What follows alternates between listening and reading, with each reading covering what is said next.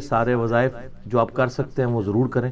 بہرحال بعض اوقات کسی کی مجبوری ایسی ہو سکتی ہے کہ اسے آفس کی مجبوریوں کی وجہ سے یا اپنے کاروبار کی مصروفیت کی وجہ سے یا بچوں کی دیکھ بھال کی وجہ سے ہماری اسلامی بہنوں کو ٹائم نہ ملے یا بعض اوقات صحت بھی اجازت نہیں دے رہی ہوتی. تو سیم یہی سوال سیدنا علی بن ابی طالب رضی اللہ تعالیٰ عنہ علیہ السلام کی بڑی بہن تھی سیدہ ام ہانی سلام اللہ علیہا، جو نبی علیہ السلام کی کزن لگتی ہیں، مولا علی کی بڑی بہن ہے اور ایجڈ خاتون تھی، نبی علیہ السلام کی بہن ہی لگتی تھی، تو آپ ان کے پاس چلے جایا کرتے تھے. تو یہ حدیث سنن نسائی الکبریٰ کے اندر موجود، ہم نے بلو کارڈ کے اندر اس حدیث کا ریفرنس بھی دیا ہوا ہے.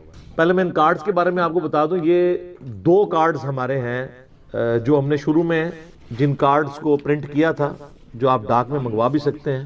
ایک بلو کارڈ ہے اور ایک ہے گرین کارڈ. بلو کارڈ جو ہے وہ پیچھے سے مجھے دیں، یہاں تو نہیں رکھے ہوئے، 2 کارڈ دے دیں. بلو کارڈ جو ہے وہ صبح و شام کے اذکار ہیں اور گرین کارڈ جو ہے وہ فرض نماز کے بعد کے اذکار ہیں. ان کے میں نے بڑی حکمت کے ساتھ کلر کوڈنگ کی ہوئی ہے. یہ بلو کارڈ ہے، یہ آپ کو PDF اس کا ahlsunnatpak.com سے آپ ڈاؤن لوڈ کر سکتے ہیں. ایپ بھی بنی ہوئی ہے، ہارڈ کاپی بھی ہماری اکیڈمی سے آپ منگوا سکتے ہیں. فون صبح 9 سے لے کے 5 بجے تک آن ہوتا ہے، +92 کے کوڈ کے ساتھ 32159000162 032159000162.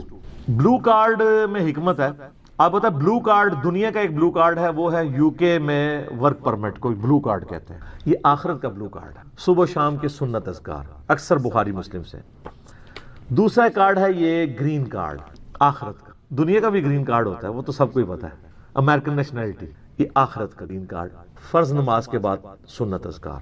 پھر میں نے ایک مختصر کارڈ بھی بلو کارڈ میں سے نکالا، یہ اورنج کارڈ، جادو ٹونا، وبائی امراض، قدرتی حادثات سے بچنے کے سنت وظائف. یہ سب آپ کو PDF فارم میں اویلیبل ہیں، فریلی آپ ڈاؤن لوڈ کر کے. اس میں صرف 5 اذکار ڈالے تھے.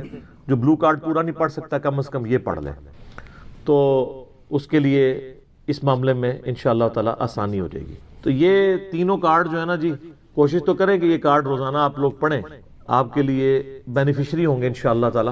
بل سنن نسائی الکبریٰ کی طرف آئیں، وہ جو حدیث میں بیان کر رہا ہوں. ترمذی میں بھی روایت موجود ہے، لیکن ترمذی والی روایت جو ہے نا کمزور ہے. صحیح سند اس کی سنن نسائی الکبریٰ کے اندر ہے. ہمارے بلو کارڈ میں 19 نمبر کے اوپر یہ وظیفہ ہے. انٹرنیشنل نمبر کے مطابق 10680 10680 نمبر حدیث ہے.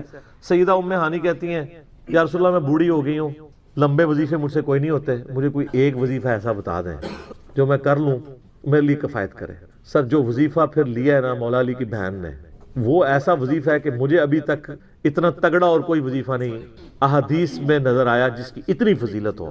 آپ علیہ السلام نے فرمایا 100 دفعہ روزانہ سبحان اللہ پڑھ لیا کرو، تمہیں 100 غلام آزاد کرنے کا ثواب ملے. سر روزہ اگر آپ توڑ بیٹھیں تو ایک غلام آزاد کرنا پڑتا ہے، تو 100 روزوں سے بھی کے برابر یہ آپ سمجھ لیں. 100 دفعہ الحمدللہ پڑھ لیا کرو، تمہیں 100 گھوڑے اللہ کی راہ میں جہاد کے لیے بھیجنے کا ثواب ملے. 100 دفعہ اللہ اکبر پڑھ لیا کرو، تمہیں 100 اونٹ اللہ کی راہ میں بھیجنے کا، قربان کرنے کا، نہر کرنے کا ثواب ملے گا. 100 اونٹ، سر ایک اونٹ کی قیمت آلموسٹ 2-2.5 لاکھ روپے، کروڑوں روپے کا وظیفہ ہے جی. یہ ملینز آف ڈالرز کا یہ وظیفہ ہے فری میں. اور 100 دفعہ لا الہ الا اللہ پڑھ لیا کرو، یہ زمین و آسمان کے درمیان جتنا فاصلہ ہے اس کو ثواب سے بھر دے. سر لا الہ الا اللہ کے پھر برابری کون کر سکتا ہے؟ وہ حدیث بطاقہ ہے نا، کاغذ کے پرزے والی حدیث جامع ترمذی میں، کہ ایک شخص کے 99 دفاتر گناہوں کے کھولے جائیں گے اور نامہ مال تل رہا ہوگا، تو اللہ تعالیٰ فرمائے گا میں کسی کے ساتھ ناانصافی نہیں کرتا. دوسری طرف ایک کاغذ کا ٹکڑا ڈالا جائے گا جس پہ لا الہ الا اللہ لکھا ہوگا. وہ شخص کہے گا یہ ایک ٹکڑا کیا کر سکتا ہے، بس وہ رکھنے کی دیر ہوگی، وہ پڑھنا بھاری ہو جائے گا. اللہ کے نام سے تو وزنی کوئی چیز نہیں ہو سکتی. اسے کہتے ہیں کاغذ کے پرزے والی حدیث. اس کے لیے جنت کا حکم ہو جائے گا. لا الہ الا اللہ کا مقابلہ نہیں ہے. تو یہ 4 وظیفے ہیں، سبحان اللہ، الحمدللہ، اللہ اکبر، لا الہ الا اللہ. یہ اتنا محبوب وظیفہ ہے کہ جو سنن نبی داؤد میں، جامع ترمذی میں صلاۃ و تسبیح والی حدیث ہے، اس میں 300 دفعہ کون سے کلمات پڑھے جاتے ہیں؟ یہی سبحان اللہ والحمدللہ ولا الہ الا اللہ واللہ اکبر. بس اتنا ہی پڑھنا ہوتا ہے. یہ ولا حول ولا قوت الا باللہ کی حدیثیں الگ سے ہیں، لیکن صلاۃ و تسبیح میں اتنا ہی پڑھنا ہوتا ہے، 4 کلمات. حتیٰ کہ صحیح مسلم میں حدیث ہے، نبی علیہ السلام نے فرمایا یہ 4 کلمات مجھے ہر اس چیز سے بڑھ کر محبوب ہیں جن پہ سورج طلوع ہوتا ہے، یعنی دنیا اور جو کچھ دنیا کے اندر ہے اس سے بڑھ کر مجھے یہ چیز محبوب ہے کہ میں یہ 4 کلمات کہہ لوں، سبحان اللہ والحمد للہ ولا الہ الا اللہ واللہ اکبر۔ اور صحیح مسلم کی ایک اور حدیث ہے کہ نبی علیہ السلام نے فرمایا اللہ تعالیٰ کو اس سے بڑھ کر کوئی اور کلمات محبوب نہیں ہے، اور یہ حصہ بخاری میں بھی ہے اس کا، اور اس میں اللہ تعالیٰ کی طرف سے کوئی پابندی نہیں ہے، تم ان کی ترتیب بھی بدل سکتے ہو، یعنی سبحان اللہ کے بعد آپ اللہ اکبر پڑھ لیں، پھر لا الہ الا اللہ، کوئی فرق نہیں۔ یہ ایک اوپن چیز ہے، آپ یوں بھی کر سکتے ہیں کہ پہلے 100 دفعہ پڑھ لیں سبحان اللہ سبحان اللہ سبحان اللہ، الحمدللہ الحمدللہ الحمدللہ، اللہ اکبر، کیونکہ را کو پھر لام سے ملائیں گے، اللہ اکبر اللہ اکبر اللہ اکبر، لا الہ الا اللہ لا الہ الا اللہ لا الہ الا اللہ۔ اور یوں بھی پڑھ سکتے ہیں، وہ زیادہ بہتر ہے، سبحان اللہ والحمد للہ ولا الہ الا اللہ واللہ اکبر، کیونکہ اکبر پہ وقف کریں گے، ورنہ یہ سبحان اللہ تو الحمدللہ ہی پڑھ نہیں سکتے آپ، کیونکہ الحمدللہ الحمدللہ بنے گا کانٹینیوس، جیسے اللہ اکبر اللہ اکبر اللہ اکبر بن، تو وقف کرنا پڑے گا سوائے سبحان اللہ کے۔ سبحان اللہ یہ تو پڑھ سکتے ہیں، لیکن الحمدللہ کو الحمدللہ وقف کرنا پڑے گا۔ اللہ اکبر اگر ملائیں گے تو اللہ اکبر را کو لام سے، تو اس کی بجائے اتنی مشکل میں نہ پڑے، سبحان اللہ والحمدللہ ولا الہ الا اللہ واللہ اکبر، ایک تسبیح پڑھ لے، چاروں وظیفے 100 دفعہ ہو جائیں گے، کیونکہ نبی علیہ السلام نے اجازت دے دی ہے نا، آگے پیچھے دائیں بائیں کچھ بھی کر سکتے ہو، اور یہ ترتیب تو صلاۃ و تسبیح میں موجود ہے، نبی علیہ السلام نے کلمات پڑھے بھی ہیں۔ آپ کو پتہ ہے تبلیغی جماعت والے 3 وظیفے بتاتے ہیں، ویسے بڑی سمجھداری سے ہی کسی نے وہ ڈیوائز کیے ہوئے ہیں، 100 دفعہ وہ یہ بتاتے ہیں سبحان اللہ والحمد للہ ولا الہ الا اللہ واللہ اکبر، وہ ساتھ وہ بھی بتاتے ہیں ولا حول ولا قوت الا باللہ، وہ بھی پڑھ سکتے ہیں، وہ بھی صحیح بخاری میں رات کو اٹھتے وقت کی دعا ہے، ہل علی العظیم تک بھی پڑھ سکتے ہیں، وہ ابن ماجہ میں موجود ہے۔ میرا ایک یوٹیوب پہ کلپ ہے 6 کلموں کا ثبوت، تو میں نے بتایا 4 کلمے ثابت ہیں، 2 مولویوں کے لکھے ہوئے ہیں آخری والے جو ہیں، تو بلکہ وہ میرا بیٹا تو وہ کورس میں آیا تو اس نے وہ 2 یاد ہی نہیں کیے، تو اس کو ماں کہہ رہی یاد کرو، کہتی وہ کہتا ثابت ہی نہیں ہے تو کیوں ساری یاد کرو۔ ہم ریکویسٹ کریں گے، ہمارے پاس بھی وہ کورس اسلامیات کا جو ہے نا اس کو ریویو کرنے کے لیے بھیجا ہوا ہے ہماری اکیڈمی میں انہوں نے، تو ہم اس میں ان کو ریکویسٹ کریں گے کہ یہ آخری 2 کلمے نکال دیں، پہلے 4 کلمے ثابت ہیں، وہ تو ثابت ہی نہیں ہے، تو خام خواہ لوگوں کو آپ رٹا رہے ہیں، الٹا جن لوگوں کی شادی ہونے والی ہوتی ہے وہ بیچارے ٹینشن میں پڑے ہوتے ہیں 6 کلمے یاد کرنے کے، حالانکہ کلمے کے ساتھ تو کوئی تعلق ہی نہیں اس کے۔ تو یہ جو صلاۃ و تسبیح کے اندر بھی پڑھا جاتا ہے، لیکن اس میں لا حول ولا قوت الا باللہ نہیں، وہ تو لادہ سے بخاری مسلم میں حدیث ہے کہ جنت کے خزانوں میں سے ایک خزانہ ہے لا حول ولا قوت الا باللہ، تو آپ پڑھنا چاہتے ہیں ضرور پڑھیں، اس میں وظیفے کے طور پہ آپ پوری تسبیح اس کی پڑھ لیں بے شک۔ تو تبلیغ جماعت والے یہ بتاتے ہیں 100 دفعہ درود شریف بتاتے ہیں اور 100 دفعہ استغفار بتاتے ہیں، تو بہت انٹلیکچوئل چیز ہے۔ یہ وظیفہ اتنا کمال ہے کہ آپ کے ہر فرض نماز کے بعد یہ وظیفہ نبی علیہ السلام نے مشروع کیا ہے، مسلم شریف میں حدیث ہے ہر فرض نماز کے بعد یہ وظیفہ پڑھنے والا کبھی نامراد نہیں جاتا، 33 دفعہ سبحان اللہ، 33 دفعہ الحمدللہ اور 34 دفعہ اللہ اکبر۔ اور ایک حدیث میں ہے مسلم شریف کی کہ جو پڑھے 33 دفعہ سبحان اللہ، 33 دفعہ الحمدللہ، 33 دفعہ اللہ اکبر اور 100 کا عدد پورا کرنے کے لیے پڑھ لے لا الہ الا اللہ وحدہ لا شریک لہ لہ الملک ولہ الحمد وہو علی کل شیء قدیر، 100 کا عدد اس سے بھی پورا کر سکتے ہیں اور 100 کا عدد اللہ اکبر کہہ کے بھی پورا کر سکتے ہیں، تو اس کے سارے گناہ معاف کر دیے جائیں گے، اگرچہ سمندر کی جھاگ کے برابر ہی کیوں نہ ہو، لیکن وہ صغیرہ گناہ، کبیرہ گناہ صرف توبہ سے معاف ہوتے ہیں۔ وہ صحیح مسلم میں حدیث ہے کہ اگر بڑے گناہوں سے بچا جائے تو ایک جمعے سے دوسرا جمعہ، ایک رمضان سے دوسرا رمضان اور ایک نماز سے دوسری نماز درمیان کے گناہوں کا کفارہ بن جائے گی، لیکن جو نماز ہی نہیں پڑھتا تو جمعہ پڑھتا رہے تو وہ تو بڑے گناہوں سے نہیں بچا ہوا نا۔ مسلم شریف میں حدیث ہے بندے کے کفر اور اسلام کے درمیان فرق نماز ہے، یہ نہ ہو کہ ایک رمضان پڑھ لے اگر رمضان کے لیے چلے سارے، نہیں نا، اس طرح نہیں ہوگا۔ تو یہ وظیفہ اتنا کمال ہے، بخاری مسلم دونوں میں حدیث ہے، کچھ غریب صحابہ حضور کے پاس ہے، یا رسول اللہ ہر مقابلے میں ہم برابری کر لیتے ہیں امیر اصحاب کی، وہ روزے رکھتے ہیں ہم بھی روزے رکھ لیتے ہیں، وہ نمازیں پڑھتے ہیں ہم بھی نمازیں پڑھ لیتے ہیں، وہ جہاد کرتے ہیں ہم بھی جہاد کر لیتے ہیں، ایک معاملے میں آ کے ہم مارے جاتے ہیں، قرآن میں بار بار ہے اللہ کی راہ میں خرچ کرو، ہم تو خود ہی غریب ہیں، تو آپ ہمیں کوئی اس کا حل تجویز کریں۔ تو آپ فرمایا میں تمہیں ایک ایسی چیز بتاتا ہوں کہ تم ان کی برابری کر لو گے، تم ہر فرض نماز کے بعد 33 دفعہ سبحان اللہ، 33 دفعہ الحمدللہ، 34 دفعہ اللہ اکبر پڑھ لیا کرو، یہ بخاری مسلم دونوں میں. کچھ دنوں کے بعد پھر وہ حاضر ہوئے. یا رسول اللہ وہ تو امیر صاحبہ کو بھی پتہ چل گیا, وہ بھی یہی کچھ پڑھ رہے ہیں, اب ہم کیا کریں؟ تسی تک لو جناب, تسی گرین کارڈ دے تے بلو کارڈ دے چکر پہ ہو, دنیا دے آخرت کے نہیں. صحابہ کرام آخرت کے بلو اور گرین کارڈ کی بات کر. تو نبی علیہ السلام مسکرائے, آپ نے فرمایا ذالک فضل اللہ یؤتی من یشاء, یہ اللہ کا فضل ہے, میں تو اللہ کا فضل نہیں روک سکتا. ٹھیک ہے نا.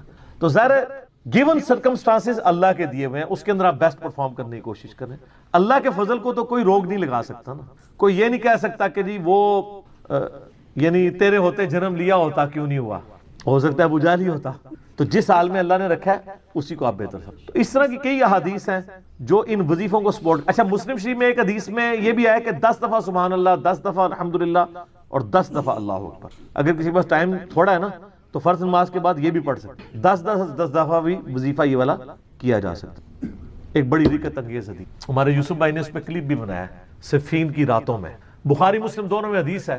مولا علی علیہ السلام خود روایت کر رہے ہیں. وہ کہتے ہیں کہ نبی علیہ السلام کو جب اللہ نے کشادگی دی, کچھ غلام آپ کو گفٹ ملے, تو میں نے فاطمہ سے کہا کہ تم پورا دن گھر کی صفائی کرتی ہو, چکی چلاتی ہو, اس کی وجہ سے ان کے ہاتھ پہ بھی نشان بن گئے تھے. اس طریقے سے سامان اٹھا کے لاتی تھیں تو وہ رسی کے نشان یہاں پڑے ہوئے تھے. تو نبی علیہ السلام سے جا کے جو ہے وہ ایک غلام ڈیمانڈ کر لیتے ہیں جو ہمیں ذرا ہیلپ آؤٹ کر دے گا, جب سب کو مل رہا ہے تو ہمیں بھی مل جائے گا. تو سیدہ فاطمہ حاضر ہوئی. یہ حدیث بخاری میں بھی ہے, مسلم میں بھی. تو حضور علیہ السلام کے پاس گئیں, بات نہیں کر. طبیعت میں تربیت کس کی تھی سر؟ بولڈنس نہیں تھی وہ والی, حالانکہ باپ ہے اور حضور کو پتا تھا اپنی بچی کی عادت. تو وہ گئیں, بات نہیں کر سکی, واپس چلی گئی. تو حضور علیہ السلام محفل برخاست ہوئی, آپ خود آ گئے. سر وہ حدیث کمال ہے. مولا علی کہتے ہیں میں اور فاطمہ ایک چادر میں لیٹے ہوئے تھے اور نبی علیہ السلام ہمارے گھر میں آئے اور پاؤں کی جانب سے نبی علیہ السلام ہمارے بستر میں داخل ہوئے, حتیٰ کہ آپ کے پاؤں کی ٹھنڈک ہم نے اپنے سینے پہ محسوس کی. یعنی حضور علیہ السلام نے پاؤں کی جانب سے اپنے پاؤں انٹر کیے اور وہ پاؤں سیدہ فاطمہ اور مولا علی کے سینے تک پہنچ گئے, تو انہوں نے ان کو سینے سے لگا لیا. سر یہ فرینکنس کسی صحابی کو نصیب ہو سکتی ہے؟ تو آپ نے فرمایا وہ فاطمہ تم آئی تھی, کوئی کام تھا؟ سیدہ فاطمہ سے پھر بھی بات نہیں نکلی. تو حضرت علی کہتے ہیں میں نے نا پھر کہا یا رسول اللہ وہ میں نہیں بھیجا تھا, پورا دن کام کرتی ہے. آپ کی بیویاں کہتی ہیں ہماری کوئی ذمہ داری نہیں ہے. یہ بھی تو بیوی تھی نا. بخاری مسلم میں حدیث ہے جنتی عورتوں کی سردار ہے فاطمہ سلام اللہ علیہا. تو میں نے غلام کے لیے عرض کیا تھا یہ تھک جاتی ہے, ہمیں ہیلپ آؤٹ کر دے گا. آپ علیہ السلام فرمایا میں تمہیں سے بہتر نا چیز عطا کروں. کہ یا رسول اللہ عطا کریں. یعنی آپ لوگ تو سمجھ رہے ہوں گے کہ غلام مانگا ہے تو شاید ایک گھوڑا بھی ساتھ گفٹ مل جائے گا. ان کا جب رات کو بسترے پہ جانے لگو نا تو 33 دفعہ سبحان اللہ, 33 دفعہ الحمدللہ اور 34 دفعہ اللہ اکبر پڑھ لیا کرو. یہ تمہارے لیے اس غلام سے بھی بہتر ہے. یعنی سارے دن کی تھکاوٹ اتر جائے گی. سر یہ بہت بہترین وظیفہ ہے. تو اچھا یہ حدیث مولا علی پوری زندگی سنایا کرتے تھے کیونکہ حضرت فاطمہ اور مولا علی کی ایک محبت بڑی مثالی تھی. پھر لوگ بھی جو ہے نا وہ مولا علی سے پوچھا کرتے تھے وہ فاطمہ والی حدیث, تسبیح فاطمہ, اسے تسبیح فاطمہ اسی لیے کہا جاتا ہے. تو یہ حدیث جب بیان کی مولا علی نے تو آگے نے تابعین نے پوچھ لیا, بخاری مسلم دونوں میں ہے, کہ حضرت علی کہتے ہیں کہ وہ دن ہے آج کا دن ہے, میں نے کبھی یہ وظیفہ چھوڑا نہیں ہے. سر استقامت تو خود مل جاتی ہے. جس کے بسترے میں جا کے نبی علیہ السلام وظیفہ سکھا رہے ہوں تو وہ پوری زندگی اس واقعے کو کبھی بھول سکتا ہے کہ مجھے خود آ کے میرے بسترے میں آ کے, اور حتیٰ کہ آپ کے قدم مبارک میرے سینے سے لگے تھے, اس حال میں حضور نے مجھے یہ تحفہ دیا ہے, وہ تحفہ کوئی بھلا سکتا ہے؟ تو تابعی نے کہا کہ مولا علی سے کہا کہ کیا جنگ صفین کی راتوں میں بھی آپ یہ وظیفہ پڑھا کرتے تھے جب مسلمانوں پہ اتنا مشکل وقت تھا, آپ میدان جنگ میں تھے. آپ دیکھیں 30 سال کے بعد مولا علی کو تلوار دوبارہ اٹھانا پڑی اسلامی نظام کو بچانے کی. تو مولا نے کہا ہاں صفین کی راتوں میں بھی میں نے کبھی یہ وظیفہ نہیں چھوڑا. تو اس پہ وہ کلپ بنایا تھا صفین کی راتوں میں. یہ اتنا کمال کا وظیفہ. اللہ تعالیٰ ہمیں اس وظیفے پہ استقامت دے, اور کچھ نہ کر سکیں یہ ضرور کیا کریں. بخاری مسلم میں حدیث ہے, عائشہ کہتی ہیں نبی علیہ السلام نے فرمایا کہ اللہ تعالیٰ کو سب سے بڑھ کر محبوب عمل وہ ہے جو مستقل مزاجی سے کیا جائے خواہ تھوڑا ہی کیوں نہ ہو, بنسبت اس عمل کے جو بہت زیادہ ہو لیکن مستقل مزاجی سے نہ ہو. ایک بندہ ایک دن 1000 دفعہ سبحان اللہ پڑھتا ہے, اگلے دن 10 دفعہ پڑھتا ہے, اس سے بہتر روزانہ ہی 10 دفعہ پڑھ لے. تو یہ وظیفہ 100 دفعہ پڑھنے کے لیے کوئی زیادہ ٹائم ریکوائرڈ نہیں ہوتا. آپ روٹین میں ہیں, آپ پاس دونوں آپشن ہیں, الگ الگ کر کے پڑھ لیں تب بھی ٹھیک ہے, ایک ہی دفعہ میں پڑھ لیں سبحان اللہ والحمدللہ ولا الہ الا اللہ واللہ اکبر تب بھی درست ہے. اور فرض نماز کے بعد تو اور کوئی وظیفہ، ایک آیت الکرسی والا وظیفہ اور یہ تسبیح فاطمہ والا وظیفہ اور تکبیر بلند کرنا، استغفار پڑھنا، اللہم انت السلام منک السلام، سارے اذکار اس میں لکھے ہوئے ہیں. چند ایک وظائف تو ضرور پڑھیں اور اس میں یہ والا وظیفہ کبھی نہ چھوڑیں، یہ بہت ایکسٹرا آرڈنری. مغرب کی اذانیں شروع ہو چکی ہیں، بقیہ صلوات انشاءاللہ اذان مغرب کے وقفے کے بعد انشاءاللہ. جزاکم اللہ. جامعہ ترمذی میں اور مسند امام احمد میں صحیح سند کے ساتھ یہ حدیث موجود ہے کہ اللہ کے محبوب صلی اللہ علیہ وآلہ وسلم نے فرمایا کہ جو شخص قیامت کو اپنی آنکھوں سے دیکھنا چاہے تو وہ سورۃ التکویر پڑھ لے اور سورہ الانفطار پڑھ لے، یہ دونوں صورتیں آ جائیں گی، اور سورۃ الانشقاق پڑھ لے، وہ اس کے بعد آتی ہے سورۃ المطففین کے بعد. یہ تین صورتیں ایسی ہیں کہ اگر کسی نے قیامت کو اپنی آنکھوں سے دیکھنا ہے، وہ یعنی ویڈیو فلم اس کی دیکھنی ہے قیامت کے دن کا نقشہ، تو ان تین صورتوں کو پڑھ لیں. بڑی جاندار یہ صورتیں ہیں. اللہ کا نام لے کے شروع کرتے ہیں. اعوذ باللہ من الشیطان الرجیم، بسم اللہ الرحمن الرحیم. اذا الشمس کورت، وہ وقت یاد کرو جب سورج کو لپیٹ دیا جائے گا. وَإِذَا النُّجُومُ انْكَدَرَتْ، اور ستارے بکھر جائیں گے. میں نے پہلے بھی عرض کیا قیامت والے دن اللہ تعالیٰ نے گریویٹیشنل فورس کو ڈسٹرب کر دینا ہے، اور اس کا اینڈ رزلٹ یہ ہے کہ پھر گریویٹی اگر ڈسٹرب ہو جائے تو اس کائنات کے اندر جتنے اجرام فلکی ہیں، جتنے بھی سیٹلائٹس ہیں، یہ سب کے سب تباہ و برباد ہو جائیں گے. جتنے بھی سن ہے، جتنے بھی سورج ہیں، وہ تمام کے تمام اس کی وجہ سے ایک دوسرے میں مل کے ختم ہو جائیں گے. تو وہ وقت یاد کرو جب سورج کو لپیٹ دیا جائے اور ستارے بکھر جائیں. وَإِذَا الْجِبَالُ سُيِّرَتْ، اور پہاڑوں کو اکھیڑ دیا جائے. اس روئے عرض پہ سب سے مضبوط چیز جو ہے نا اللہ کی مخلوقات میں سے، وہ پہاڑ ہے. کوئی بھی جاندار یا ہماری لینگویج میں جو بے جان چیزیں ہیں، چاہے وہ درختوں کی فارم میں ہوں، جاندار چیزیں چاہے جانوروں کی فارم میں ہوں، کوئی بھی اتنی مضبوط نہیں ہے اپنی کنسٹرکشن کے اعتبار سے جتنے پہاڑ ہیں. بلکہ یہ پوری زمین کی ڈائنامک بیلنسنگ ان پہاڑوں کی وجہ سے. تو پہاڑ بھی گریوٹی کی وجہ سے ڈسٹرب ہو کے اون کی طرح بکھر رہے ہوں. جیسے روئی کے ریشے اڑتے ہیں نا جب اس کی دھنائی کی جاتی ہے، اس طرح یہ پہاڑ اس زمین کے اوپر تیر رہے ہوں گے. زمین بالکل فلیٹ کر دی جائے گی. اللہم اجرنا من النار، اللہم اجرنا من النار. وَإِذَا الْعِشَارُ عُطِّلَتْ، جب اونٹنیاں، ایسی اونٹنیاں جو کہ پریگننٹ ہوں اور ان کے بچے پیدا ہونے والے ہوں، وہ بھی بکھرتی ہوئی ہر طرف نظر آئیں.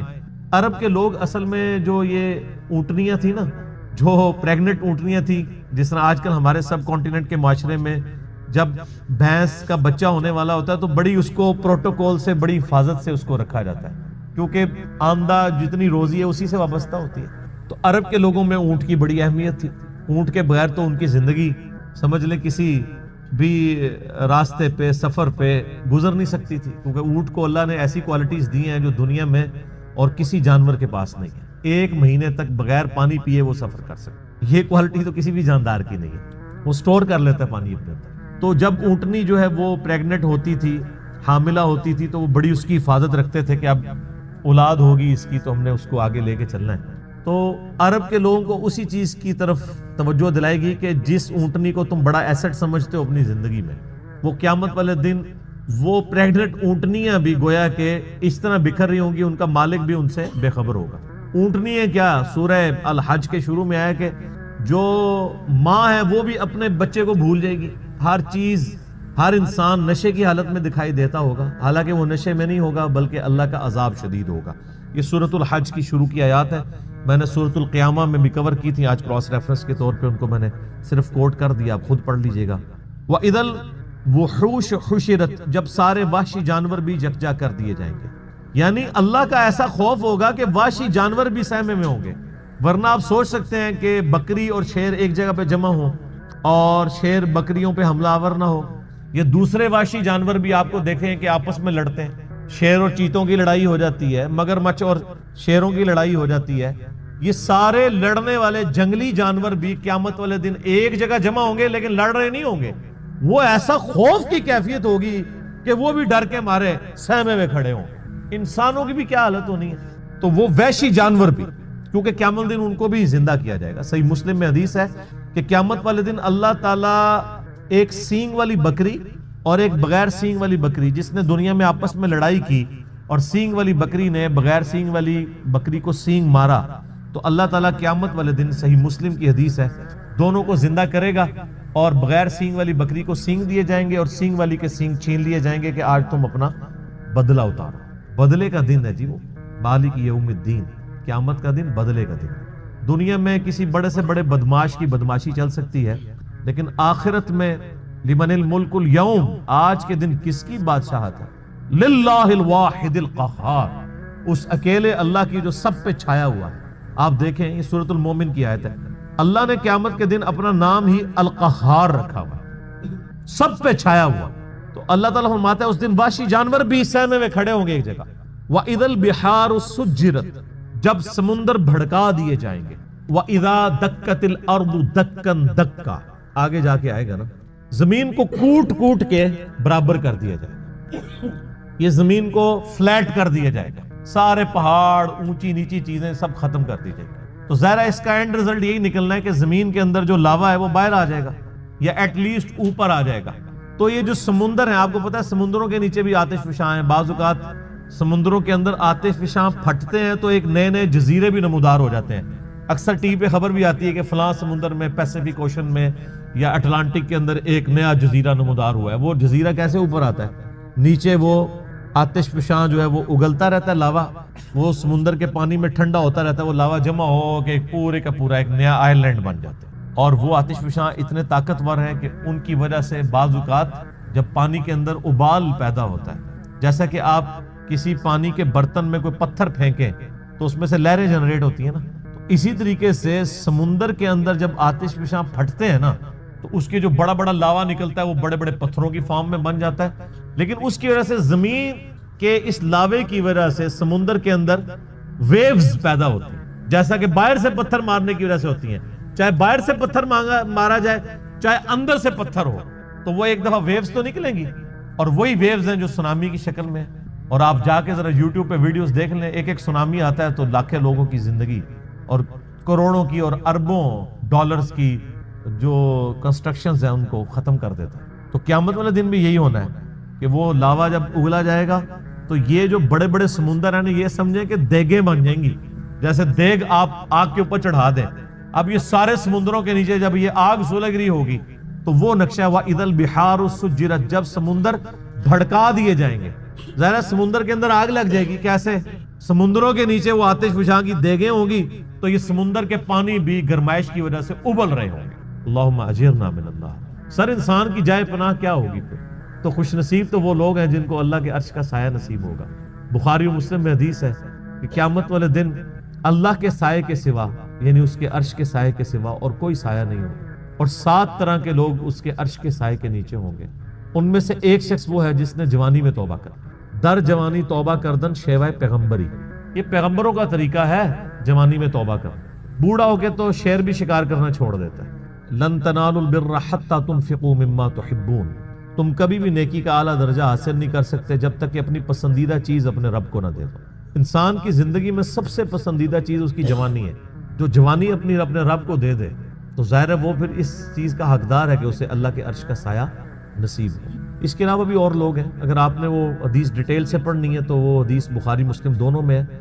آپ مشکات کی پہلی جلد میں کتاب المساجد چیپٹر میں چلے جائیں تو یہ آپ کو شروع میں یہ حدیث مل جائے گی، کیونکہ اس میں ایک وہ شخص بھی ہے جس کا دل مسجد میں اٹک رہا ہو، اسی لیے وہ مساجد والے چیپٹر میں لے کے آئے ہیں مشکات والے امام۔ تو اللہ تعالیٰ فرماتا ہے اس دن سمندر بھڑکا دیے جائیں گے۔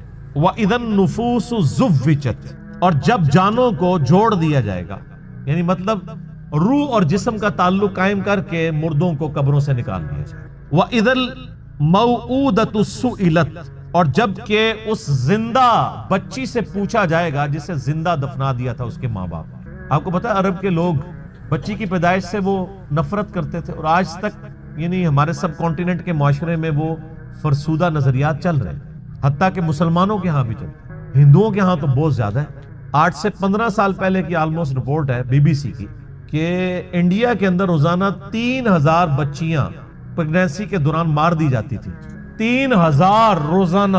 ظاہر ہے 1 ارب سے زیادہ جب آبادی ہوگی، اب تو 1.5 ارب کے قریب پہنچ چکی، تو اس میں 3000 تو کچھ بھی نہیں. اسی وجہ سے آج انڈیا میں مردوں کی تعداد عورتوں سے زیادہ ہو گئی.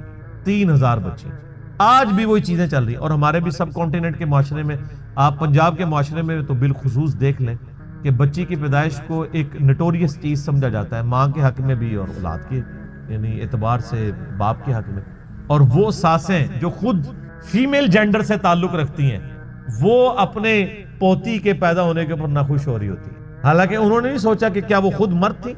وہ اگر فیمیل پیدا ہوئی ہے تو ٹھیک ہے, لیکن ان کے بیٹے کے ہاں اگر کوئی بچی پیدا ہو گئی ہے تو غلط ہے. کتنی یہ بری ٹریڈیشن.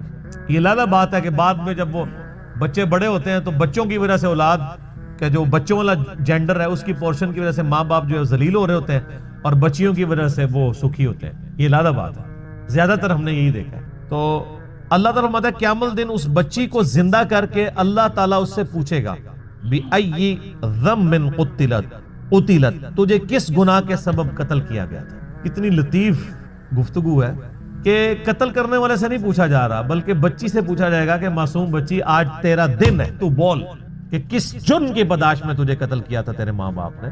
تو معصوم بچی کو اللہ تعالیٰ بیسیکلی اسے حوصلہ افزائی فرما رہا ہوگا کہ آج دن ہے, تجھے بدلہ دلایا جائے گا.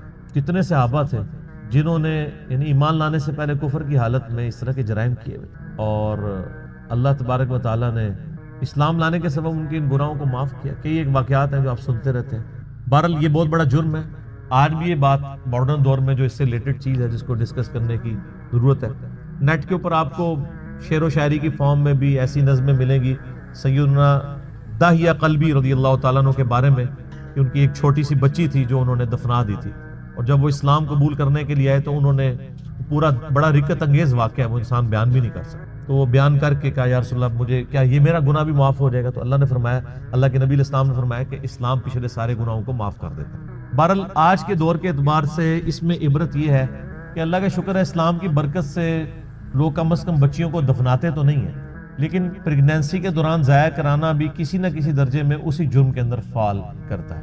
پریگنینسی آئیڈینٹیفائی ہوگی, ایون آئیڈینٹیفائی نہ بھی ہوئی ہو کہ یہ میل ہے یا فیمیل, اس سے پہلے بھی آپ یہ کام کر نہیں سکتے. اولاد کو قتل کرنے کے زمرے میں آتا ہے, اور قرآن حکیم میں بڑی سختی سے اس کی مذمت ہے. سورہ بنی اسرائیل میں تو اللہ تعالیٰ نے بالکل ایک اوپن فلسفہ بیان کیا ہے کہ مت قتل کرو اولاد کو مفلسی کے ڈر سے, تمہیں بھی ہم رزق دیتے ہیں اس کو بھی ہم ہی رزق دیں گے, بے شک ان کا گناہ بہت بڑا جرم ہے. لوگ ان چیزوں کو ہلکا جان رہے ہوتے ہیں, پھر ڈاکٹروں سے مشورہ کرتے ہیں, پھر ہمیں بھی کبھی بعض اوقات رابطہ کر رہے ہوتے ہیں, جی وہ بتائیں جی بس وہ جی یہ ہو گیا جی وہ ہو گیا جی یہ مجبوری ہے جی ابھی جناب 40 دن پورے نہیں ہوئے, فلاں نہیں ہوئے, یہ نہیں ہوئے. ونس پتہ چل گیا پریگنینسی ٹھہر گئی ہے, چاہے وہ 1 دن کی بھی ہے, آپ اس کو ضائع نہیں کروا سکتے. ہاں اس سے پہلے اگر کوئی بندہ وقفے کی کوئی صورتحال پیدا کرے تو وہ تو جائز ہے. میرے اس کے اوپر بخاری مسلم کی حدیث کی روشنی میں آپ فیملی پلاننگ لکھیں یوٹیوب پہ اور میرا نام لکھیں تو آپ کلپ کھول کے سامنے آ جائے گا. تو یہ آج اس کی ماڈرن فارم یہ ہے کہ لوگ پریگنینسی ضائع نہ کروائیں, یعنی لیکن جو ہے وہ جب آئیڈینٹیفائی ہو جائے تو پتہ چلے کہ فیمیل ہے تو پھر اس وقت ضائع کروا دیں, یا اس سے پہلے بھی کروائیں. یہ ایک ماڈرن فارم ہے, تو یہ بھی اسی طریقے سے اس کو کنڈیم کیا جائے گا. تو اللہ تعالیٰ ہمارا اس دن پھر بچیوں سے پوچھا جائے گا کہ تمہیں کس جرم میں قتل کیا گیا. یعنی بہت بڑا یہ جرم ہے.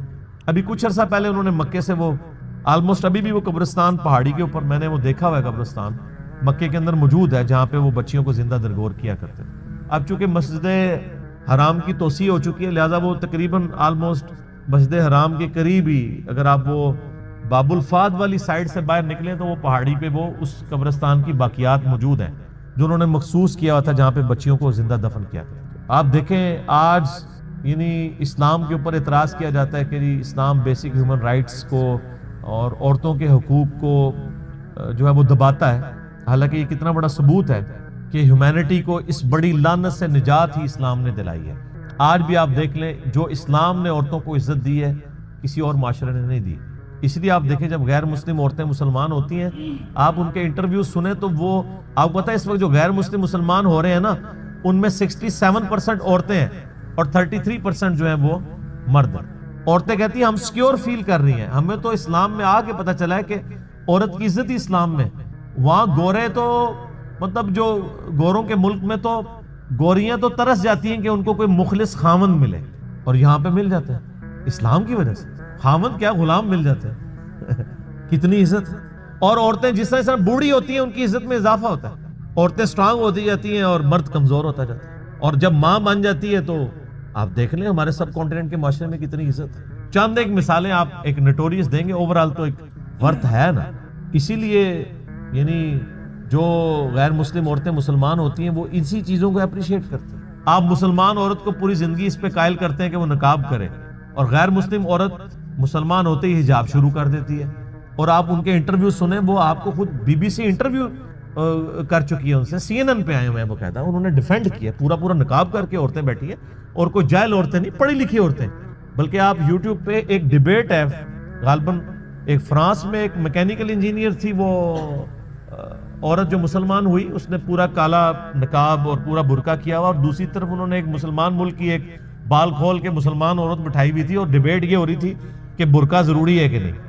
وہ غیر مسلم مسلمان ہونے والی برقعے کو ڈیفینڈ کر رہی تھی، اور جو پیدائشی مسلمان ہے کچھ بھی ہے تیرے محبوب کی امت سے ہے، وہ کہہ رہی تھی یہ ضروری نہیں ہے۔ تو پھر اس عورت نے جو نیو مسلم تھی اس نے جو دلائل دیے ہیں، یوٹیوب کے اوپر یہ ڈیبیٹ پڑی ہوئی آپ دیکھ لیں، تو اس نے کہا میں نے تو اسلام میں آ کے اسلام کی خوبصورتی دیکھی ہے کہ عورت کی عزت ہے۔ سورۃ الکہف اتنی مبارک سورت ہے، اتنی مبارک سورت ہے، سچی بات یہ ہے کہ اگر سورۃ الکہف کے فوائد اور ثمرات پہ گفتگو کی جائے تو میں مبالغہ نہیں کرتا، اس کے فوائد اور ثمرات اور اس سے مستنبط مسائل پہ گفتگو کی جائے ساری رات بیت جائے اور یہ سورت ختم نہ ہو۔ لیکن میں 3 جھلکیاں آپ کے سامنے رکھ دیتا ہوں۔ رسول اللہ صلی اللہ علیہ وسلم نے فرمایا من قرأ سورۃ الکہف فی یوم الجمعہ، جو شخص جمعہ کے دن سورۃ الکہف پڑھ لیتا ہے اسے کیا ملتا ہے؟ پہلا انعام اضاء له ما بین الجمعتین، صبح جمعہ ہے، اللہ سب کو توفیق دے اس سورت کو پڑھنے کی۔ جو سورۃ الکہف پڑھ لیتا ہے اگلے جمعے تک اللہ ذوالجلال اس کی زندگی کے اندر روشنی پیدا کر دیتے، اس کی سوچ بھی روشن، اس کی نیت بھی روشنی، اور اس کے ارادوں میں روشنی، اس کے تخیلات کی وادیوں میں روشنی، تصورات روشن، اور وہ اللہ ذوالجلال نے اس کو جو توفیق دی اس کے اقوال بھی روشن، اس کے اعمال بھی روشن، اور یہ میری اور آپ کی ضرورت ہے۔ آپ نے ایک دوسری حدیث میں فرمایا من قرأ سورۃ الکہف فی یوم الجمعہ، جو انسان سورۃ الکہف پڑھ لیتا ہے اللہ عزوجلال اس کے گناہوں کو معاف فرما دیتے ہیں۔ 2 ہفتوں کے درمیان، 2 جمعے کے درمیان غفر له ما بین الجمعتین وفضل 3 ایام۔ سورۃ الکہف جمعے کے جو پڑھ لیتا ہے 10 دنوں کے گناہوں کو اللہ عزوجلال معاف فرما دیتے ہیں۔ ہم نے اس لیے سورت کو حفظ کرنے کا ایک مسابقہ رکھا تھا کہ اللہ کے پیارے پیغمبر نے فرمایا من حفظ 10 آیات من قرأ 10 آیات من سورۃ الکہف، روایات بتاتی ہیں جو سورۃ الکہف پڑھ لے یا اس کی پہلی یا آخری 10 آیتوں کو یاد کر لیتا ہے عصم من فتنۃ الدجال، اللہ تعالیٰ اسے دجال کے فتنے سے محفوظ فرما دیں گے۔ اس کا مطلب یہ نکلا کہ اگر دجال کے فتنے سے محفوظ انسان ہو سکتا ہے تو چھوٹی چھوٹی دجالیوں سے تو اللہ ضرور محفوظ کریں گے۔ جمعے کی فضیلت اتنی ہی انسان اگر سمجھ لے جس کے بارے میں خود رسول اللہ صلی اللہ علیہ وسلم نے فرمایا، اور یہ روایت عبداللہ ابن عمر رضی اللہ تعالی عنہ اور ابو ہریرہ رضی اللہ تعالی عنہ سے مروی ہے۔ صحیح مسلم کی 865 نمبر روایت ہے لَيَنْتَهِيَنَّ أَقْوَامٌ عَنْ وَدْعِهِمُ الْجُمُعَاتِ، لوگ جمعہ چھوڑنے کے جرم کو چھوڑ دیں، أَوْ لَيَخْتِمَنَّ اللَّهُ عَلَى قُلُوبِهِمْ، وگرنہ اللہ تعالیٰ ان کے دلوں پر مہر لگا دیں گے، ثُمَّ لَيَكُونُنَّ مِنَ الْغَافِلِينَ، پھر ان کی زندگی غافلوں کی زندگی ہو جائے گی۔ اور ایک دوسری روایت کے الفاظ یہ ہیں من ترک 3 جمع متہاونا، جو شخص 3 جمعے سستی کرتا ہوا چھوڑ دیتا ہے، طبع اللہ علی قلبی، اللہ تعالی اس کے دل پر مہر لگا دیتے ہیں۔ رسول اللہ صلی اللہ علیہ وسلم نے جمعے کی فضیلت کے متعلق فرمایا، سیدنا ابو ہریرہ رضی اللہ تعالی عنہ سے مروی ہے کہ اللہ رب العزت کے پیارے پیغمبر نے صحابہ کرام کو اس بات کی خوشخبری دی اور فرمایا نحن الآخرون الاولون یوم القیامہ، ہم دنیا کے اندر تو یہودیوں اور عیسائیوں کے بعد آئے ہیں، لیکن قیامت کے دن سب سے پہلے جنت میں جائیں گے۔ المقضی لہم قبل الخلائق، پوری کائنات سے پہلے اگر کسی کا حساب و کتاب ہوگا، کسی کو اس بات کی نوید سنائی جائے گی کہ تم جنت میں جاؤ، تو وہ امت محمد ہوگی۔ صحیح مسلم کی 856 نمبر روایت اور صحیح بخاری کی 876 نمبر روایت میں رسول اللہ صلی اللہ علیہ وسلم کا فرمان ہے اضل اللہ عن الجمعۃ من کان قبلنا، ہم سے پہلے یہودی تھے، عیسائی تھے، لیکن وہ گمراہ ہو گئے جمعے کے متعلق۔ فکان للیہود یوم السبت، یہودی ہفتے کے دن کو مقدس سمجھتے، وکان للنصارى یوم الاحد، اور عیسائی اتوار کے دن کو مقدس سمجھتے۔ فجاء اللہ بنا، پھر اللہ تعالیٰ نے ہمیں نعمت سے نوازا، فہدانا اللہ لیوم الجمعہ، اللہ نے ہمیں جمعے کی نعمت سے نوازا۔ فجعل الجمعہ والسبت والاحد، تو اللہ نے ترتیب ہی بنوا دی، جمعہ پھر اس کے بعد ہفتہ اور اتوار۔ وَكَذَلِكَ هُمْ تَبَعٌ لَنَا يَوْمَ الْقِيَامَةِ، اسی طرح قیامت کے دن وہ ہمارے پیچھے ہی ہوں گے۔ نحن الآخرون من اہل الدنیا والاولون یوم القیامہ، ہم آئے تو ان کے بعد ہیں، لیکن قیامت کو سب سے پہلے حساب و کتاب ہوگا اور جنت میں جائیں گے۔ رسول اللہ صلی اللہ علیہ وسلم نے یہاں تک فرمایا جمعہ کا دن ایک ایسا مبارک دن ہے، اس سے مبارک دن سال کا کوئی دن نہیں سوائے رمضان کے اور ذی الحجہ کے پہلے 10 دن اور محرم کے۔ اور لفظ وہاں کیا ہے؟ خیر یوم طلعت علیہ الشمس یوم الجمعہ، جمعے کا دن ایسا مبارک دن ہے، سال میں جب بھی سورج نکلتا ہے سب سے زیادہ خیر والا دن جمعے کا دن ہے۔ اس کی وجہ فیہ خلق آدم، اللہ تعالیٰ نے اسی دن آدم علیہ السلام کو پیدا کیا۔ وفیہ ادخل الجنہ، اور جمعے کے دن ہی اللہ رب العزت نے آدم کو جنت میں داخل فرمایا۔ وفیہ اخرج منہا، اور جمعے کے دن ہی جنت سے زمین پر اتارے گئے، نکالے گئے۔ ولا تقوم الساعۃ الا فی یوم الجمعہ، اور قیامت بھی جمعے کے دن ہی آئے گی۔ سنن ابی داود کے الفاظ یہ ہیں وفیہ اہبط، آدم علیہ السلام کو زمین پر بھی اللہ نے اتارا تو جمعے کے دن۔ وفیہ تیب علیہ، اور جمعے کے دن ہی اللہ تعالیٰ نے آدم علیہ السلام کی توبہ کو قبول فرمایا۔ وفیہ مات، اور جمعے کے دن ہی اللہ کے پیغمبر آدم علیہ السلام فوت ہوئے۔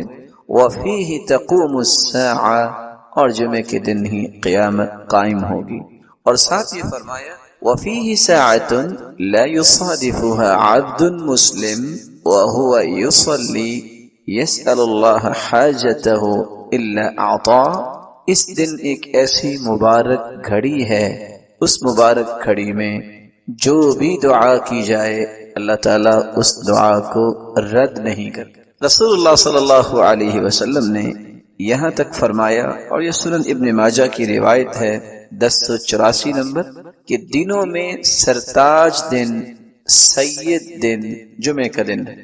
ان یوم الجمعہ سید الایام واعظمها عند اللہ، جمعے کا دن تمام دنوں کا سید ہے، سرتاج ہے، اور وہ اللہ کے ہاں بڑی ہی عظمت والا دن ہے۔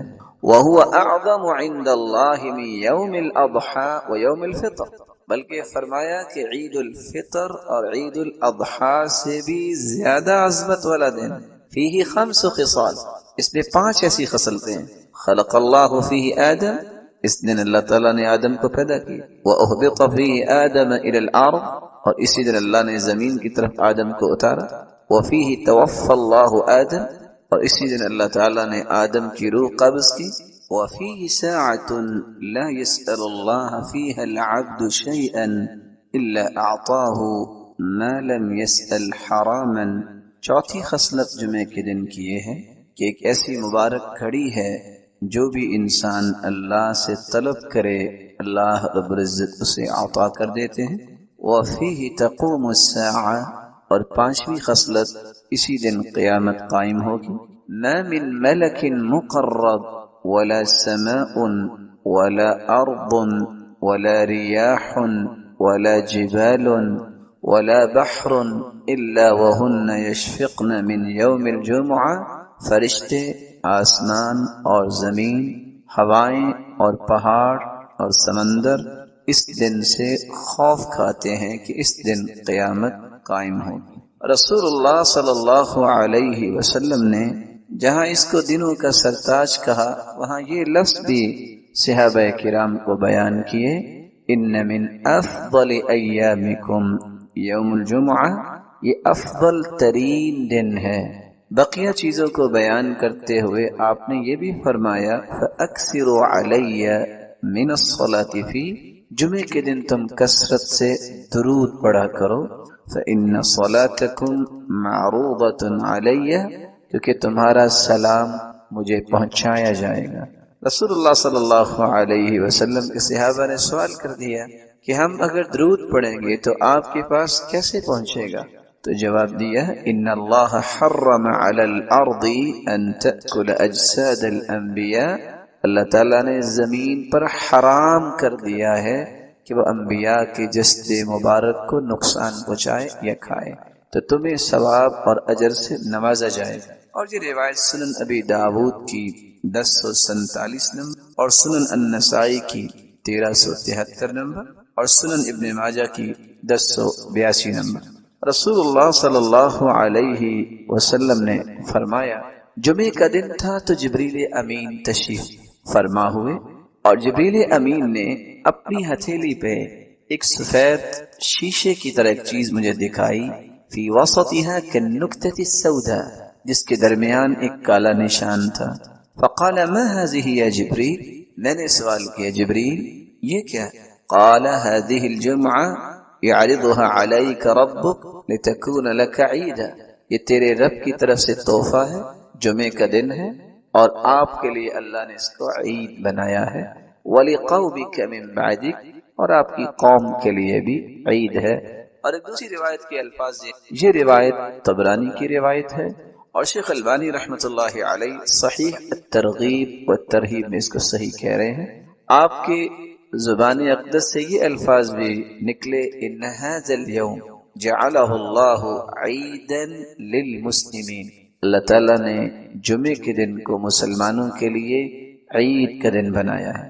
بلکہ رسول اللہ صلی اللہ علیہ وسلم نے فرمایا ان فی الجنۃ لسوقا یأتونها کل جمعہ، جمعے کا مبارک دن اللہ جنت میں بھی رکھے، جنت میں ایک بازار ہوگا یأتونها کل جمعہ، صحیح مسلم کی 2833 نمبر روایت ہے کہ جنت میں بھی ایک بازار ہوگا جس میں جنتی جمعے کے دن آئیں گے، کیا کیفیت ہوگی یہ اللہ ہی جانتے ہیں۔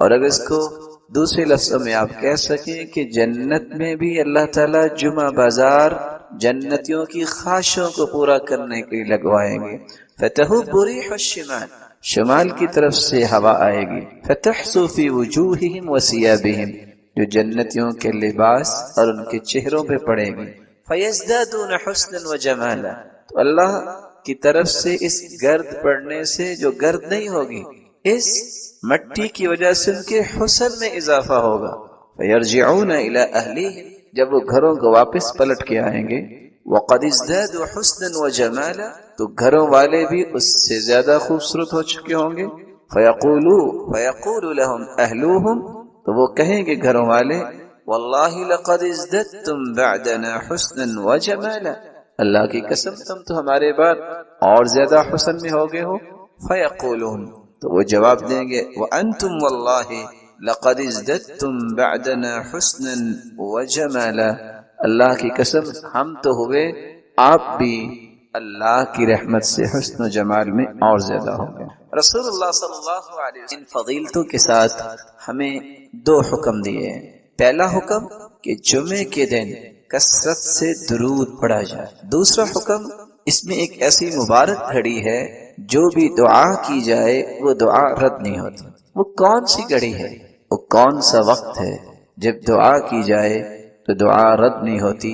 سیدنا ابو ہریرہ روایت کرتے ہیں، اور یہ صحیح بخاری کی 935 نمبر اور صحیح مسلم کی 852 نمبر روایت ہے، ان فی الجمعۃ لساعۃ، جمعے کے دن ایک ایسی گھڑی ہے، لا یوافقها عبد مسلم قائم یصلی، جو بھی شخص اس گھڑی کو پا لیتا ہے اس حالت میں کہ وہ نماز پڑھ رہا، یسأل اللہ خیرا الا اعطاہ ایاہ، اللہ تعالیٰ اس کو ہر وہ چیز عطا کر دیتے ہیں جس کا بندہ مومن سوال کرتا ہے۔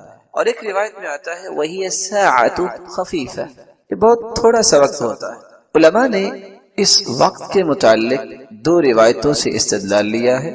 پہلی روایت ابو موسیٰ اشعری رضی اللہ تعالی عنہ کی ہے کہ وہ گھڑی اس وقت شروع ہوتی ہے، ہی ما بین ان یجلس الامام الى ان تقضى الصلاة، خطیب جو خطبہ دینے کے لیے ممبر پہ بیٹھتا ہے اور جب تک نماز نہیں ہو جاتی، گویا کہ خطبے کا وقت اور نماز کے ختم ہونے تک یہ ایک ایسی مبارک گھڑی ہے جس گھڑی میں جو بھی انسان مانگے اللہ اس کو عطا کرتے ہیں، اور یہ صحیح مسلم کی 853 نمبر روایت ہے۔ دوسری روایت میں آتا ہے جمعے کی دن 12 گھڑیاں ہوتی ہیں، ان 12 گھڑیوں میں ایک ایسی ساعہ ہے، ایک ایسی گھڑی ہے جو بھی انسان اس میں دعا کرے اللہ قبول فرماتے ہیں۔ فَالْتَمِسُوهَا آخِرَ سَاعَةٍ بَعْدَ الْعَصْرِ، تو تم عصر کے بعد اس کو آخری گھڑی میں تلاش کیا کرو۔ یہ روایت سنن النسائی کی 1387 نمبر روایت ہے۔ علماء محدثین نے ان دونوں احادیث کو سامنے رکھتے ہوئے اس بات کو راجح قرار دیا ہے کہ عصر کے بعد کا وقت ایسا مبارک وقت ہے کہ اس میں ایک ایسی گھڑی ہے جس گھڑی میں انسان دعا کرے تو اللہ رب العزت اس کی دعا کو رد نہیں کرتے، اس کو عطا کر دیتے ہیں۔ یہی وجہ ہے کہ بہت سارے نیک لوگ عصر کی نماز کے بعد جمعے کے دن اپنے گھر کا دروازہ بند کرتے۔ پاک و ہند میں جب قرآن و سنت کی ترویج ہوئی ہے ہندوستان کے اندر، اس وقت تو پاکستان مستقل الگ ایک وطن نہیں بنا تھا، تو وہاں لوگ جو حدیث پڑھانے والے ایسے تھے جو اس بات کا اہتمام کرتے ہوئے عصر کے بعد کسی کو ملنا پسند نہ کرتے، کہتے یہ وقت ہے دعا کا، یہ وقت ہے درود کا، یہ وقت ہے اللہ سے اپنے مطالبات قبول کروانے کا۔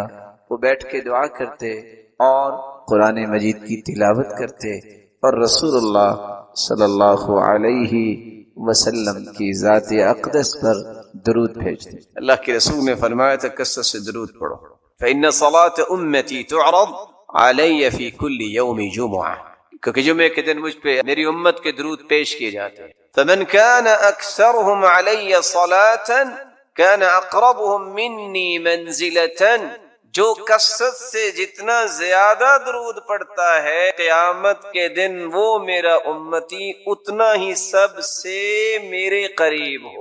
کتنی خوش نصیبی ہے۔ کچھ لوگ کہتے ہیں کہ یہ جو قرآن و سنت کی بات کرتے ہیں نا، جن کو اہل حدیث کہتے ہیں، یہ تو درود کے نعوذ باللہ منکر ہے۔ منکر نہیں کہتے، منکر کہتے ہیں، کیونکہ ان بیچاروں کو یہ نہیں پتا ہوتا کہ منکر اور منکر میں بھی کیا فرق ہے۔ جبکہ کتاب و سنت کو سمجھنے والے کیا کہتے ہیں کہ ساری زندگی دعا کرتے رہو، اگر تم درود نہ پڑھو وہ دعا قبول ہونا تو دور کی بات، وہ دعا تو آسمانوں تک چڑھتی نہیں۔ کوئی پوچھے تو صحیح نا ہم سے کہ ہمارا موقف کیا ہے، خود سے ہی بات بنا کے کہہ دیں کہ قرآن و سنت کو ماننے والے ایسا کہتے ہیں۔ ہم تو نہیں ایسا کہتے، ہم تو کہتے ہیں دنیا میں سب سے بڑا خوش نصیب ہی وہ ہے جو اللہ کے ذکر کے بعد سب سے زیادہ درود پڑھتا ہے۔ رسول اکرم صلی اللہ علیہ وآلہ وسلم نے اسی لیے صحابہ کرام سے کہا تھا من صلی علی او سأل لی الوسیلہ حقت علیہ شفاعتی یوم القیامہ، جو شخص درود پڑھتا ہے اور پھر میرے لیے وسیلہ طلب کرتا ہے، قیامت کا دن ہوگا میں اس امتی کی شفاعت کروں گا، سفارش کروں گا۔ صحیح ترغیب کی روایت 1668 رسول اللہ صلی اللہ علیہ وسلم نے فرمایا اولی الناس بی یوم القیامہ اکثرهم علی صلاة قیامت کے دن سب سے پیارا اور قریبی میرے وہ ہوگا جو سب سے زیادہ مجھ پہ درود بھیجنے والا. بلکہ اللہ کے رسول صلی اللہ علیہ وسلم نے فرمایا تھا ابخل الناس من ذکرت عنده فلم يصلي علی. بخیل تو دنیا میں بہت ہیں، لیکن سب سے بڑا بخیل کسی نے دیکھنا ہے تو وہ ہے جس کے پاس میرا تذکرہ ہو اور پھر وہ درود نہ بھیجے. یہاں رک کے میں ایک گزارش کروں گا بڑوں سے بھی اور چھوٹوں سے. کچھ تو اللہ کے رسول کے دشمن ہیں، کافر، کچھ ایمان لانے کے باوجود بھی دشمنی کرتے ہیں کیونکہ اللہ کے رسول کی بات نہیں مانتے اور آپ کے وزیروں اور مشیروں کو برا بلا کہتے ہیں. یہ بھی دشمنی ہے اللہ کے رسول. اور کچھ لوگ چاہتے نہ چاہتے بھی بخیلی کر جاتے ہیں اور بخل کرنے والوں کے صف میں کھڑے ہو جاتے ہیں اور اپنے آپ کو نیک بھی کہتے ہیں. آپ پوچھیں گے وہ کیسے؟ اپنا نام آئے گا تو 4 سابقے 4 لاحقے، ایم اے پاس ہے، بی اے پاس ہے، اور یہ ماسٹر کیا ہے، یہ ایم فل کیا ہے، پی ایچ ڈی کی ہے. اس کے بغیر نام لکھنا بولنا سننا پسند ہی نہیں ہے. سرتاج رسول صلی اللہ علیہ وسلم کا نام آئے گا تو کیا ڈال دیں گے؟ صاد. بخیل ہے. تیری زبان کی سب سے بڑی سعادت یہ ہے، تیرے قلم کی سب سے بڑی سعادت یہ ہے اس زبان کی نوک پہ بھی آئے محمد الرسول اللہ صلی اللہ علیہ وسلم. اس سے بڑی سعادت کیا ہے قلم کی؟ وہ ساری دنیا کی باتیں لکھ لے، اللہ کے ذکر کے بعد محمد مصطفیٰ کا نام آئے تو صلی اللہ علیہ وسلم نہ کہے. سعادت کیسے؟ خوش بختی ہے. تو میں بات اگلی کرنے سے پہلے ایک وعدہ لینا چاہوں گا، اور اگر اس وعدے پہ ہم سب پختہ ہو جائیں تو آج کی مجلس اس کا فائدہ ثابت ہو جائے گا. کون ہے جو آج کے بعد جب بھی لکھے گا وہ صاد یا صل عام نہیں لکھے گا بلکہ پورا لکھا کرے گا صلی اللہ علیہ وسلم؟ کون کون وعدہ کرتا؟ آپ اہل علم ہیں، آپ کو ان باتوں کا خیال کرنا چاہیے. کچھ لوگ سارا کچھ لکھیں گے، بسم اللہ الرحمن الرحیم نہیں لکھیں گے، 786 لکھ دیں گے. ان مسکینوں سے پوچھو 786 بنتا کیسے ہے؟ ابجد حوض حقی کو بھی نکالیں تو 786 بنا کے دکھائے. عادات کا علم جو ہے اس میں بھی دیکھیے. پھر اللہ عز و جلال کے نام میں بخل. دنیا میں کسی سے محبت ہو تو اس کے تذکرے نہیں زبان پہ ختم ہوتے، تو رب تعالی جو خالق و مالک ہے اس کا نام مبارک لیتے وقت جو کہے کہ 786، یہ وہ رویے ہیں جو بتاتے ہیں کہ اللہ عز و جلال کی عظمت سے متعارف شخص نہیں ہے. یہ آپ صلی اللہ علیہ وسلم نے فرمایا، صحیح ترغیب کی روایت ہے 1675، کل دعاء محجوب حتی یصلی علی محمد. ہر دعا روک دی جاتی ہے، وہ پہنچتی نہیں آسمانوں تک جس میں درود نہیں ہوتا. بلکہ حسین ابن علی کی روایت ہے صحیح ترغیب کی 1681، من ذکرت عنده فخطئ الصلاة علی خطئ طریق الجنہ. جس شخص کے پاس اللہ کے رسول صلی اللہ علیہ وسلم کا تذکرہ کیا جائے وہ درود پڑھنا بھول جائے، وہ درود پڑھنا بھولا نہیں، جنت کا راستہ بھول. یہ ہمارا موقف ہے. اس پہ کوئی اشکال ہے تو کوئی بتائے. ہمارا تو موقف ہے دعا ہی قبول نہیں ہوتی، دعا چڑھتی نہیں ہے، وہ جنت کا راستہ ہی بھول جاتا ہے. کون کہتا ہے کہ قرآن و سنت کی بات کرنے والے درود کے منکر ہیں؟ یہ صرف حاسد اور ناقد جو ہے جس کے پاس کوئی دلیل نہیں بنتی تو پھر وہ تانے دیتا ہے. تان و تشنیع کرنے والے کبھی بھی فلاح نہیں پاتے. اللہ کے رسول صلی اللہ علیہ وسلم پر درود بھیجنا یہ ہر مسلمان کی سب سے بڑی سعادت ہے. اللہ جلال کے ذکر آپ صلی اللہ علیہ وآلہ وسلم کی محبت کا یہ تقاضا کہ آپ پر درود پڑھا جائے. اس کے بارے میں ایک ضروری بات سمجھنے والی ہے. کتنے لوگ ترجمہ کرتے ہیں ان اللہ و ملائکتہ یصلون علی النبی، ان اللہ و ملائکتہ، بے شک اللہ ذو جلال اور اس کے فرشتے، یصلون علی النبی، وہ نبی پر درود بھیجتے ہیں. یہ ترجمہ ٹھیک نہیں. یا ایھا الذین آمنوا صلوا علیہ وسلموا تسلیما، اے مومنو تم بھی درود پڑھو. لفظ صلاۃ جب اس کی نسبت اللہ ذو جلال کی طرف کی جائے، ویسے تو صلاۃ کے 18 معنی ہے عربی، لیکن جب یہ کہا جائے صلی اللہ، اس کا مطلب ہوتا ہے اللہ ذو جلال رحمتوں کی برکھا برسائیں گے، تعریف کریں گے. والثناء، فرشتوں کے سامنے اپنے محبوب کے تذکرے کریں گے، یہ میرا محبوب ہے جو سرتاج رسول. وہاں درود معنی نہیں ہو. لفظ صلاۃ جب فرشتوں کے ساتھ استعمال ہو، صلت الملائکہ فرشتوں نے صلات پڑھی، کیا مطلب؟ وہاں بھی درود کا معنی نہیں ہوگا، بلند مقام کے لیے برکت کی دعائیں کی فرشتوں نے، بخشش کی دعائیں کی۔ صلی الرجل، جب لفظ صلات کو کسی انسان کے ساتھ، ذوی العقول کے ساتھ استعمال کیا جائے، اس کا مطلب نماز پڑھنا بھی ہوتا ہے، اس کا مطلب درود پڑھنا بھی ہوتا ہے، اور دیگر معانی بھی اہل لغت نے بیان کیے ہیں۔ لیکن اگر غیر ذوی العقول کے لیے استعمال ہو، صلت الطیور والحیوانات، پرندوں نے درود پڑھا، یہ ترجمہ نہیں ہوتا، وہاں ترجمہ ہوتا ہے پرندوں نے اللہ ذوالجلال کی حمد و ثنا بیان، اللہ ذوالجلال کی تعریف کی ہے، حمد بیان کی۔ تو قرآن مجید کے ترجمے کو صحابہ کرام، تابعین اور تبع تابعین اور لغت کو سمجھنے والے لوگ ہیں، ان کے کیے گئے ترجموں کی روشنی میں ہی اختیار کرنا چاہیے۔ آپ کی محبت کا ایک ساتواں تقاضا بھی ہے، آپ کی محبت میں غلو نہیں کرنا چاہیے، یہ بھی ایک بات سمجھنے والی ہے۔ محبت وہی ہے جس کا تذکرہ اللہ ذوالجلال نے قرآن میں کر دیا، بھلا اللہ سے بڑھ کے بھی کوئی محبت کی حقیقت کو